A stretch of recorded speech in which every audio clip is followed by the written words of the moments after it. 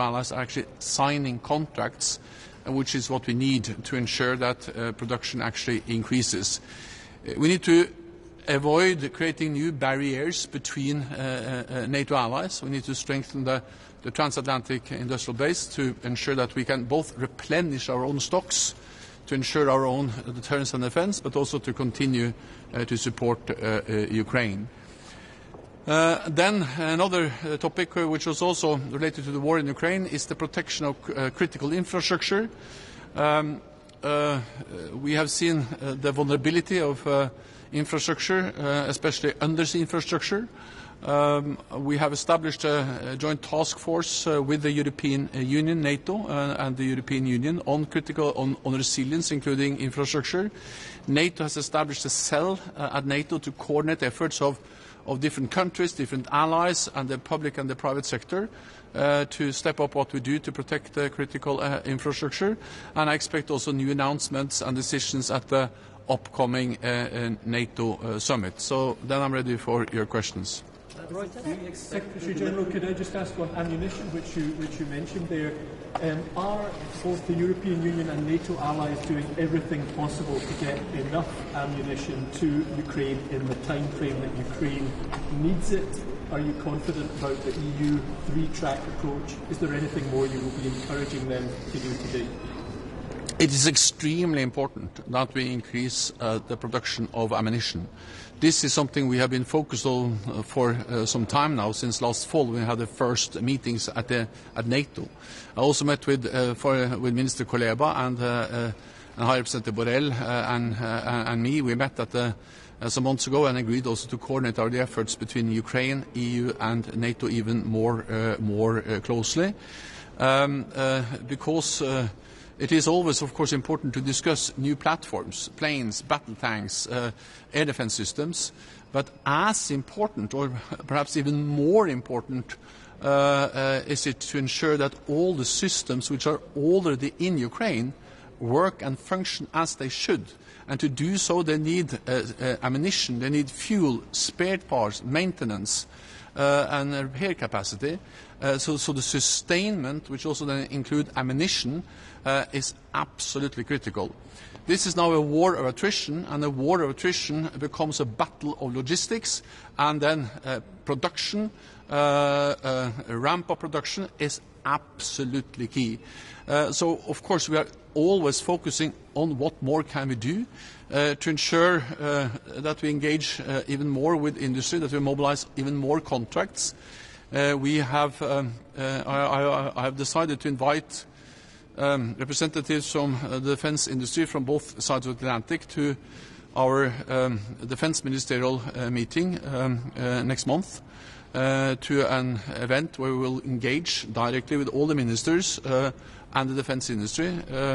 The EU is, of course, also invited. Ukraine is invited to the same event with High Representative Borrell, but also Commissioner Breton, to ensure the fullest possible engagement with the defense industry.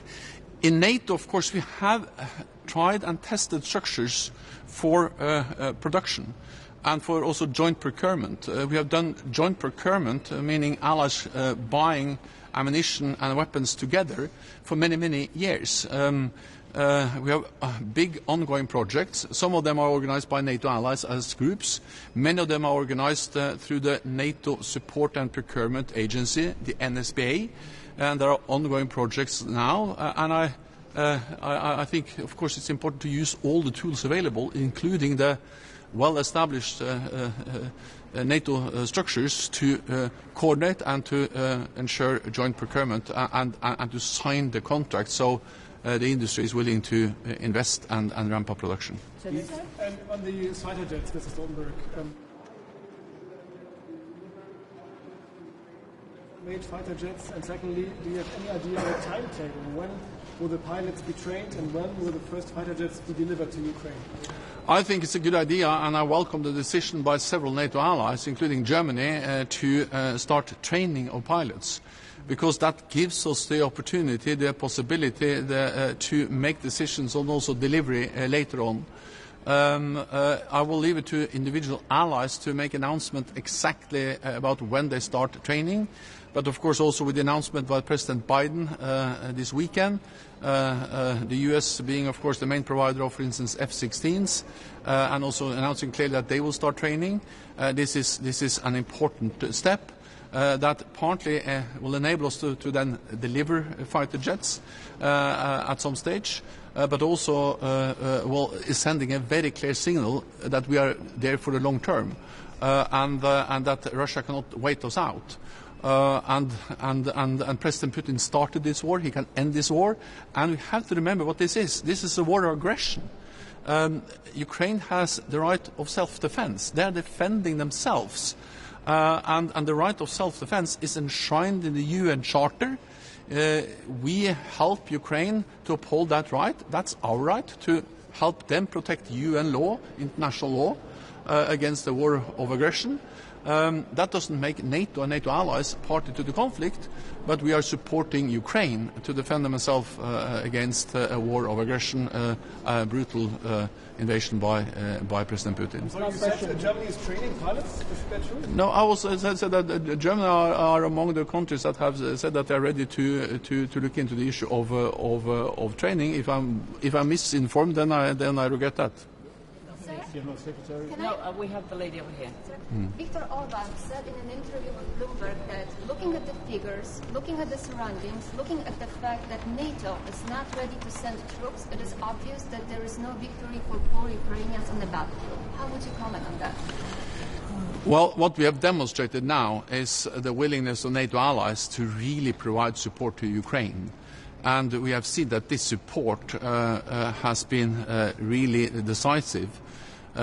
President Putin made several big strategic mistakes when he invaded Ukraine, partly because he totally underestimated the Ukrainians, their bravery, their determination, their courage, but also he totally underestimated NATO allies and partners when it comes to our willingness, our readiness to provide support to Ukraine, and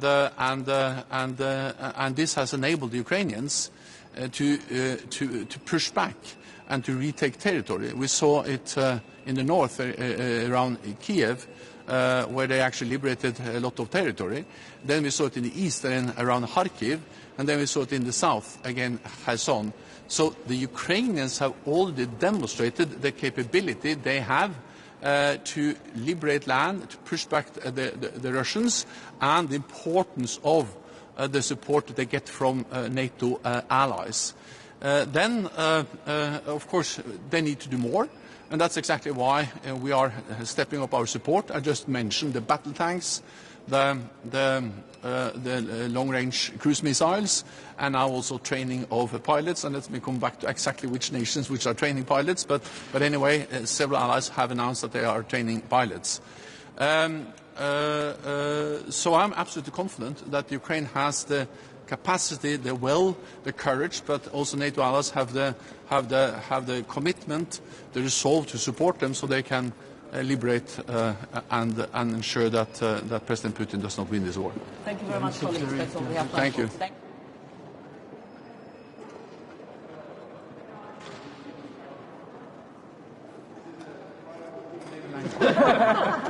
you. Jag vill fråga om vår försvarsminister Pål Jonsson pratade om ett ökande momentum när det gäller svenska medlemskapet till Vilniusmötet, att det finns ett ökat tryck. Vad är just nu, hur skulle du beskriva läget när det gäller svenska medlemskapet?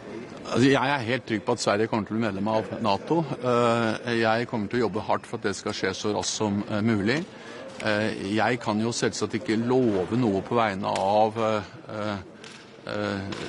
nasjonalforsamlinger i NATO. Det er suverene nasjonalforsamlinger som til slutt må ratifisere også Sveriges medlemskapssøknad, og det er som dere vet 2 nasjonalforsamlinger som gjenstår. Men jeg gjør det jeg kan for at det skal skje så raskt som mulig. Det vi vet er at nå er snart det tyrkiske valget over. Det skaper en annen politisk situasjon i Tyrkia.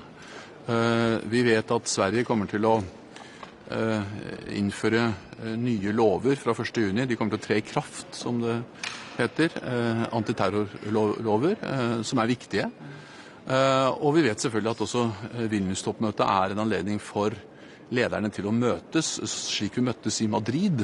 Og det skaper en anledning til å få til framgang, som vi gjorde i Madrid, der vi, fordi vi møttes, satt i det samme rommet i mange timer.